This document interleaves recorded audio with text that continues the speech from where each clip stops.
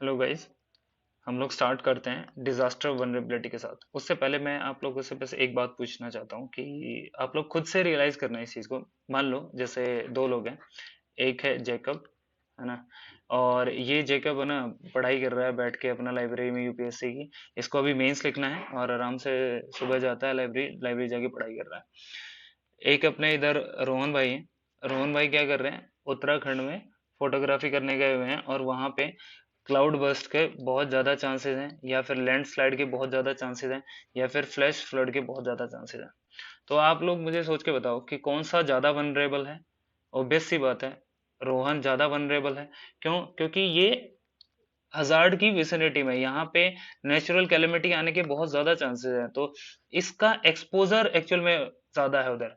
तो इसका क्या हुआ, एक्सपोजर ज़्यादा है, तो ये ज़्यादा वनरेबल होगा, हजार्ड के बिल्कुल पास है।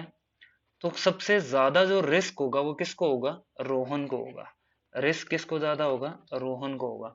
जैकब तो आराम से बैठा है, एसी में बैठ के पढ़ाई कर रहा है, मेंस के आंसर राइटिंग कर रहा है, चेक कर रहा है, टेस्ट सीरीज लगा रहा है। तो यही होता है रिस्क। ओके, आगे हम लोग पढ़ेंगे। उससे पहले मैं आपको बता देना चाह रहा हूँ कि वनरेबिलिटी क्या होती है। वनरेबिलिटी होती है कि जिसको इजीली अटैक किया जा सके, जिसको हार्म किया जा सके, या फिर आम भाषा में अगर हम लोग देखें जी, कमजोर है ना, जो कमजोर है, जिसको इजीली होता है ना कि यार क्लास में कुछ लोग होते हैं जो एक कोई कमजोर सा बच्चा होगा उसको हमेशा बुली करते रहते हैं, तो वो जो कमजोर बच्चा है ना वो वनरेबल है। लोग उसको कुछ ना कुछ बोलते रहते हैं। या घर में जैसे होता है ना कि जो छोटा भाई होता है उसको सब लोग काम करने के लिए बोलते रहते हैं कि हाँ यार चल ये काम कर वो काम कर, है ना, तो वो सबसे वनरेबल दिखता है। ओके, तो ये होती है वनरेबिलिटी। सेम वनरेबिलिटी का ही कॉन्सेप्ट है यहाँ पे भी, कि able to be easily hurt, able to be easily influenced और अटैक। और दूसरे टर्म्स में अगर हम लोग डिफाइन करें तो वनरेबिलिटी क्या होती है, it is an inability to resist a hazard और to respond when a disaster has occurred. कि जब डिजास्टर होता है ना, तब कोई पर्टिकुलर पर्सन अगर अपने आप को बचा ना पाए, उसकी इनएबिलिटी है कि वो उस हजार्ड से अपने आप को बचा ले, तो उसको बोलते हैं वनरेबिलिटी। ओके, अब ये क्यों पढ़ा रहे हैं, क्योंकि वनरेबिलिटी का 2 से या 3 बार क्वेश्चन ऑलरेडी पूछा जा चुका है, तो ये बहुत इंपॉर्टेंट है।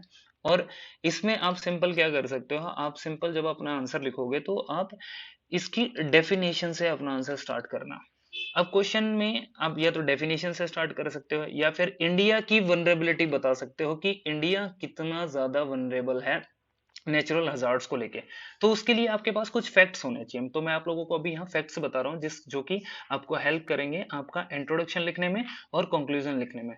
तो हम लोग देखते हैं इसमें। तो पहला पॉइंट क्या है कि भाई इंडिया का जो 60% लैंड मास है ना, it is prone to earthquake. कि पूरे इंडिया के लैंड मास पे 60% एरिया ऐसा है जहां पे अर्थक्वेक आने के चांसेस बहुत ज्यादा आते हैं, बहुत ज्यादा होते हैं। आप इसमें एग्जांपल्स बताओ, जैसे अभी असम के अर्थक्वेक का बात कर सकते हो, या फिर आप गुजरात में जो अर्थक्वेक आया था उसका बात कर सकते हो, तो आपको वहां पे एग्जांपल लिखना पड़ेगा।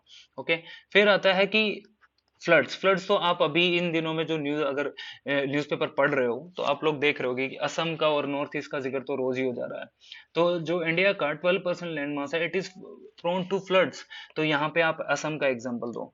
ओके, आपको एग्जांपल्स भी बताने हैं, या आप टोरेंशियल रेन्स के बारे में भी बता सकते हो, मुंबई में जो टोरेंशियल रेन्स होती है, या फिर जो अर्बन फ्लड्स का कॉन्सेप्ट भी आप लोगों को पता होगा कि जैसे गुड़गांव में थोड़ी सी बारिश हो जाए तो गुड़गांव में पानी भर जाता है। चेन्नई का कॉन्सेप्ट, चेन्नई में जैसा हुआ था, तो वहां पे बता सकते हो। फिर आप एक और पॉइंट आप बता सकते हो कि 68% लैंड मास जो वो क्या है, वहां पे ड्रोट आने के चांसेस ज्यादा होते हैं। आप जो वेस्टर्न रीजन आप देखोगे, वेस्टर्न रीजन देखोगे ये इंडिया का, तो यहाँ पे ड्रोट आने के चांसेस ज्यादा होंगे। जो शेडो एरिया होता है, जो वेस्टर्न घाट्स के इस साइड है ना, तो उस एरिया में बारिश बहुत कम होती है। तो सारा एरिया, ऑलमोस्ट 68% जो लैंड मास हमारा वो ड्रोट प्रोन एरिया है। ऐसे ही आप देखोगे कि अपना कोस्ट लाइन आप देखोगे 7500 किलोमीटर्स के आसपास है, तो उसका 75% जो कोस्टल लैंड है, it is prone to cyclones and tsunami. Okay, आप यहाँ पे साइक्लोन टोक्टे का एग्जांपल बता सकते हो, है ना। टोक्टे का एग्जांपल जो दे सकते हो, या साइक्लोन गुलाब का एग्जांपल दे सकते हो, या फैनी का एग्जांपल दे सकते हो, है ना, जो इंडिया ने अभी फेस किए हैं। आप ये एक और चीज बता सकते हो कि इंडिया में जो 12% लैंड मास है, it is prone to landslides. जो हिली एरियाज आप देखोगे, हिली एरियाज के एग्जांपल जैसे उत्तराखंड हो गया, हिमाचल प्रदेश हो गया, जे एंड के हो गया, तो वहां पे लैंडस्लाइड बहुत ज्यादा है, वहां पे लैंडस्लाइड के कारण वनरेबिलिटी ज्यादा, वहां पे जो लोग रह रहे हैं उन पे इम्पैक्ट बहुत ज्यादा होता है। आप एक और बात से अपना आंसर स्टार्ट कर सकते हो कि आईपीसीसी की रिपोर्ट बोलती है कि India is the fifth most vulnerable country. इतने ज्यादा हजार्ड्स आते हैं यहाँ पे, इतने ज्यादा डिजास्टर्स आते हैं यहाँ पे, कि उसका रैंक जो है इंडिया का फिफ्थ मोस्ट वनरेबल कंट्री बोला जाता है इंडिया को।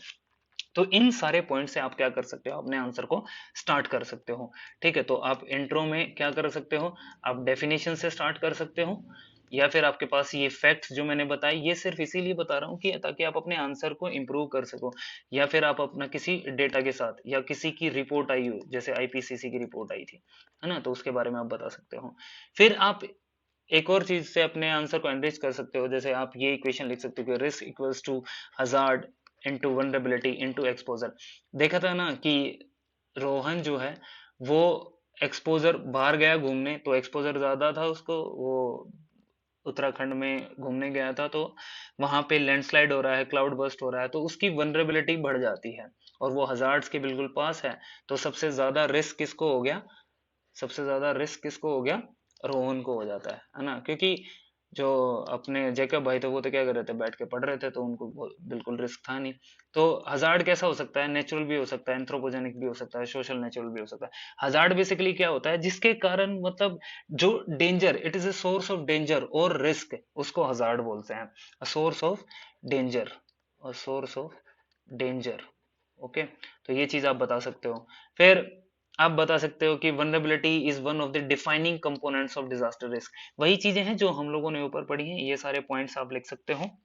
इस तरीके से आप अपने आंसर को सही कर सकते हो, क्योंकि डिजास्टर से या वनरेबिलिटी से मैं बता रहा हूँ कि दो, एक या दो क्वेश्चन पक्का आने के चांसेस हैं।